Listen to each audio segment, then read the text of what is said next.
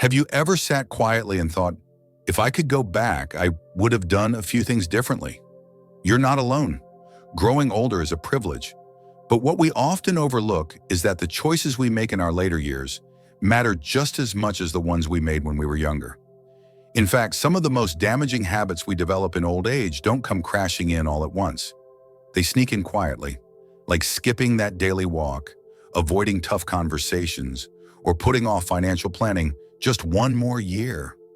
These little decisions, repeated over time, can shape our final chapters for better or for worse. What's worse is that many people don't even realize the damage until it's too late. But here's the good news. It's never too late to take control. In this video, we're uncovering 5 major mistakes many people make after 65.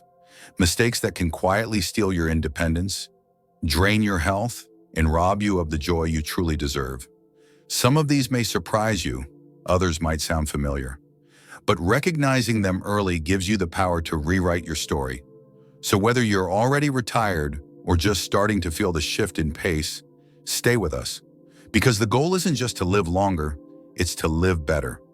And if you stick around to the end, you'll learn how to avoid these common traps and create a life filled with purpose, energy, and connection, even in your 70s, 80s, and beyond. Your next chapter is waiting. Let's make it your strongest one yet. Would you like me to continue with the first key mistake next? On neglecting physical health. It often starts quietly. One day you skip your morning walk because it's a little chilly. The next week you reach for a microwave meal instead of cooking a balanced dinner.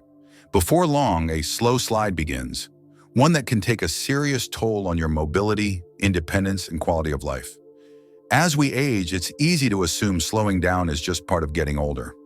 But here's the truth.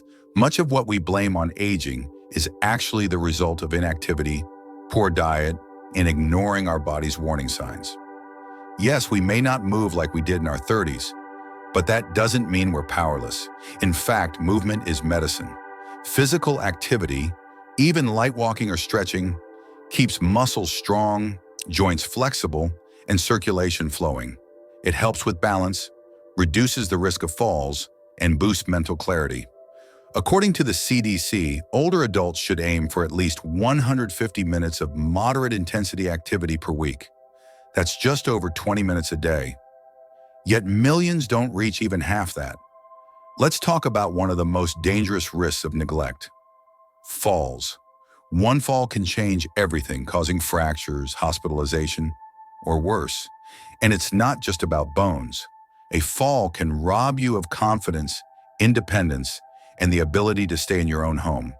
But with regular movement and basic strength training, such as using resistance bands or light hand weights, you can dramatically reduce that risk. And then there's nutrition. As metabolism changes and appetite decreases, many seniors unintentionally reduce their intake of critical nutrients like protein, calcium, and fiber. This contributes to muscle loss, digestive issues, and weak bones. Convenience foods and sugary snacks may be easy, but they often lack what your aging body truly needs.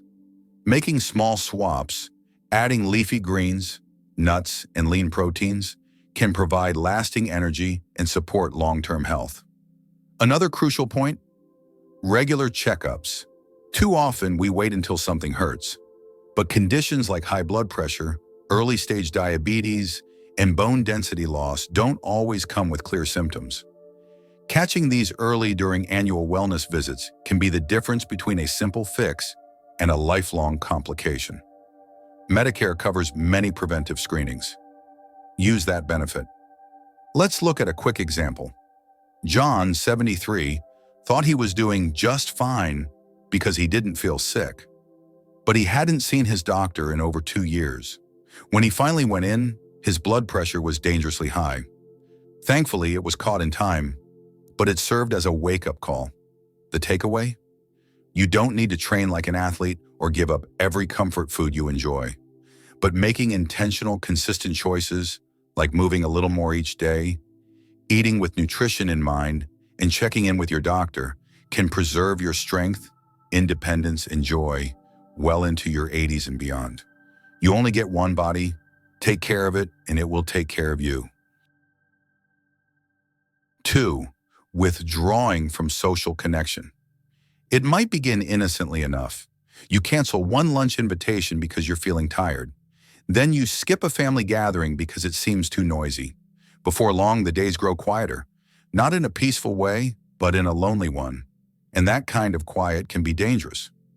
Many older adults assume loneliness is just part of aging, like gray hair or slower walking. But that's a myth.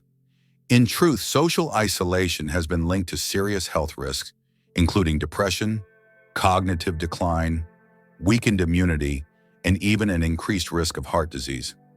According to the National Institute on Aging, prolonged loneliness can be as harmful as smoking 15 cigarettes a day. Let that sink in. Why is connection so powerful? Because we're wired for it. Whether it's a heartfelt phone call with your daughter, laughter at a weekly bridge game, or swapping stories with your neighbor on the porch, those interactions fuel your emotional and mental health. When those disappear, not only do our moods dip, but the brain also suffers from lack of stimulation.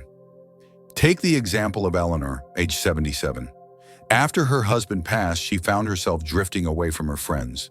She thought, they're probably busy, and didn't want to be a burden. Months passed in silence, but once she joined a local gardening group, everything changed. She made new friends, had reasons to get up and go outside, and her sense of joy returned.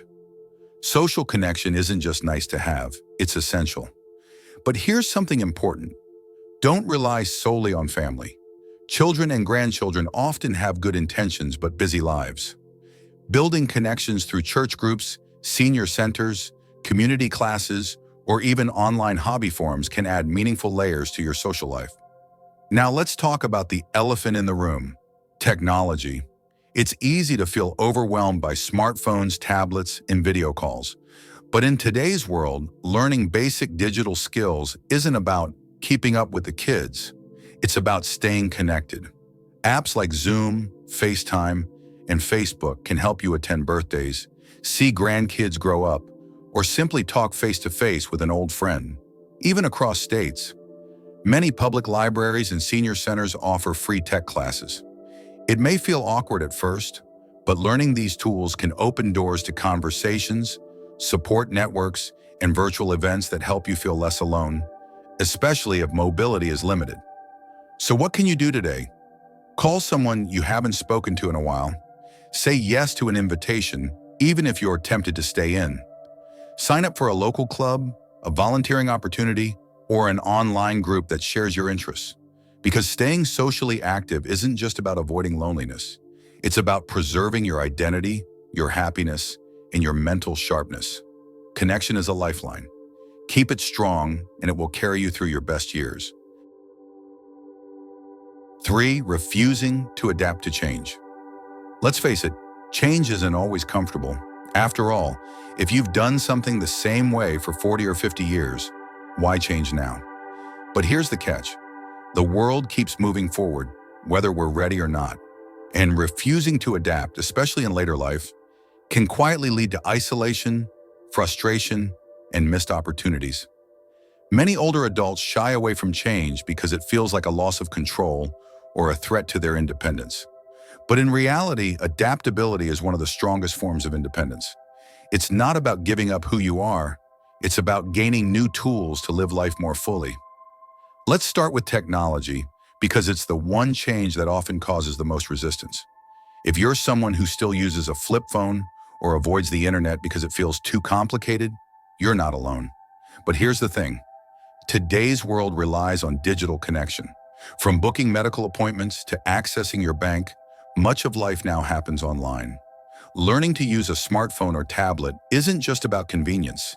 It's about staying empowered. One 76-year-old gentleman I know, Bill, swore he'd never mess with texting.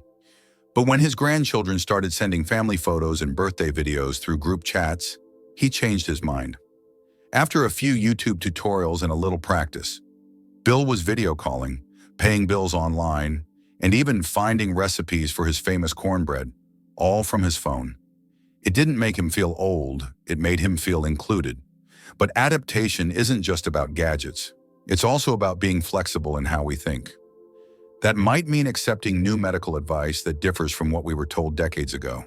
Or it could mean listening with an open mind to younger generations, even when their values or lifestyles seem unfamiliar.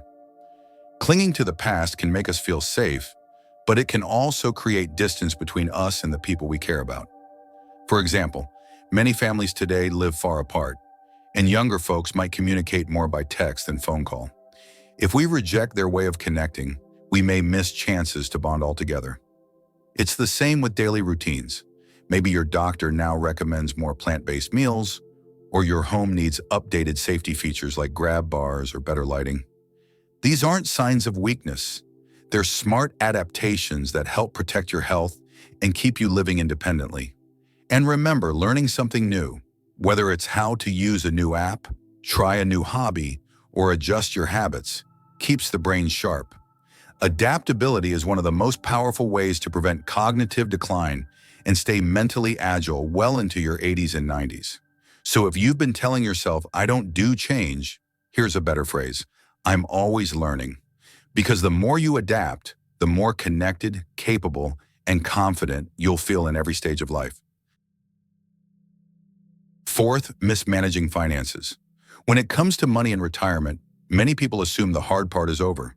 You've spent decades saving, budgeting, and working hard, so why worry now?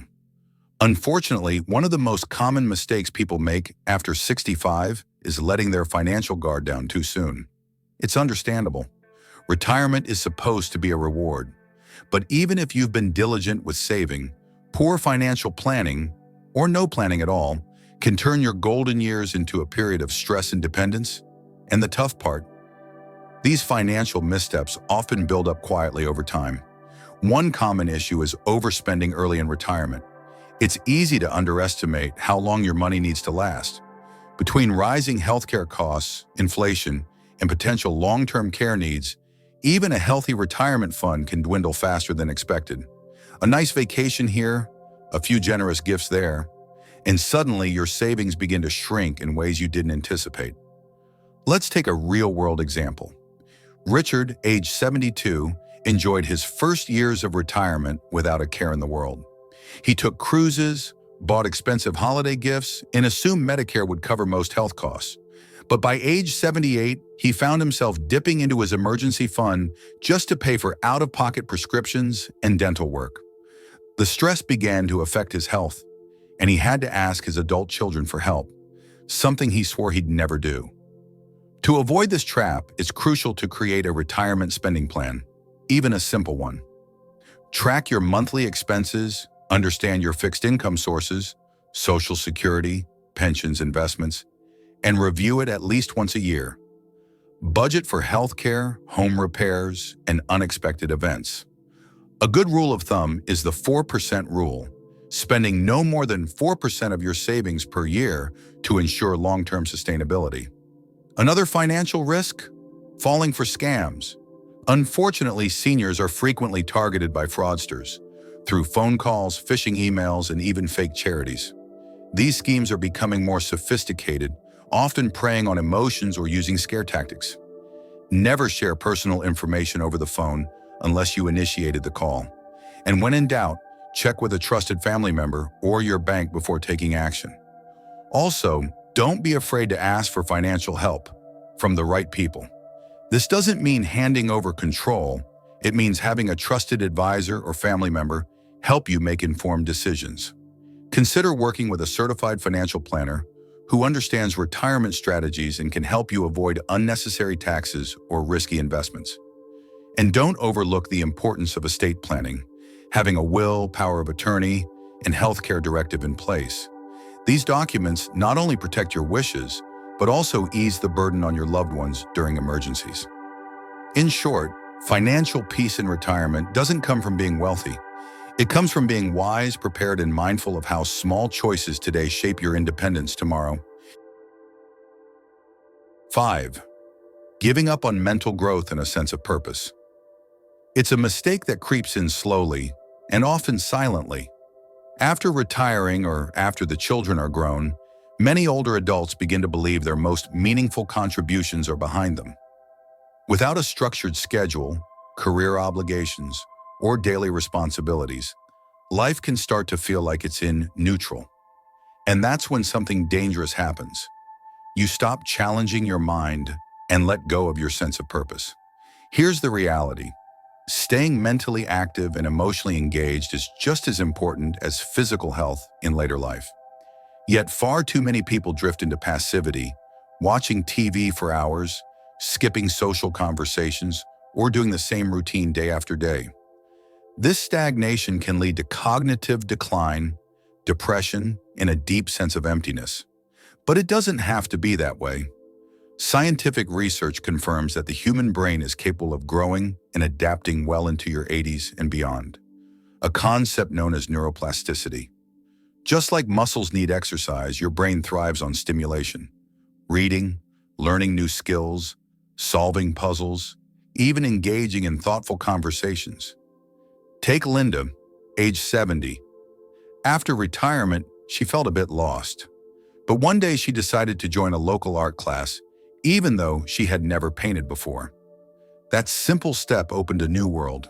She discovered a creative side she never knew she had, met new friends, and regained a sense of accomplishment she hadn't felt in years.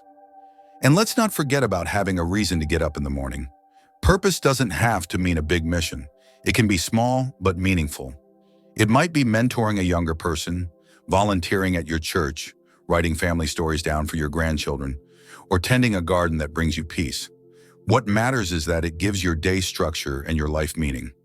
Some people hesitate to start something new because they fear they're too old.